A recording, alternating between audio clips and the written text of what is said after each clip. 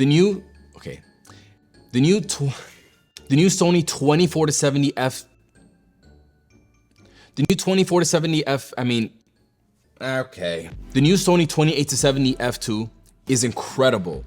Not only is it much smaller and lighter than Canon's legendary 28-70 f2, but the image quality rivals the Sony 24-70 f2.8 G Master version 2. Canon released their 28-70 in 2018. Am I the only one that's surprised that it took Sony this long to compete and release their own version of this lens? This lens weighs 918 grams when the Canon weighs 1430. To put it into perspective for you, this 28-70 is lighter than the 135 1.8 prime lens G Master. So this lens has 11 aperture blades, an 86mm filter size, has all the latest autofocus tech with all the floating elements. It has the ability to track up to, let's say on the A9 III, you can shoot 120 frames per second in photo or video, and it's able to track and keep up with the A9 III. It has great focus breathing control. It has great flaring and ghosting control, at least when compared to the Sony 24-70. You know, I spend most of my time with this lens taking photos of my daughter and my dogs.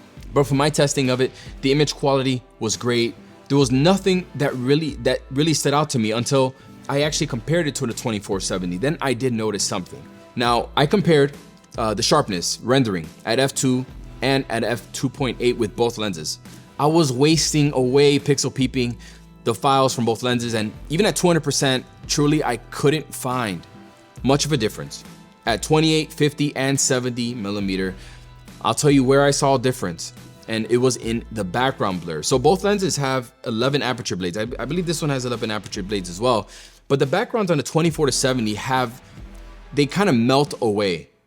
Versus on the 28-70, the bokeh balls were more pronounced. Now, neither look bad, but it's something that I did notice in all the other photos that I took. When I look back at all the photos I took, I mean, you notice that where bokeh balls would kind of melt away on the 24-70, you would get those on the 28-70. Now, they don't look terrible. They're circular. They do slight onion ringing when you zoom in a little bit, but overall, I mean, that's really the only thing that I noticed.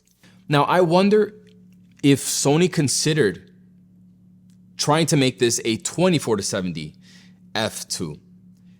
My only gripe with 28-70 or 28-75 lenses is, I always feel in the end that I always wish that it was a little bit wider.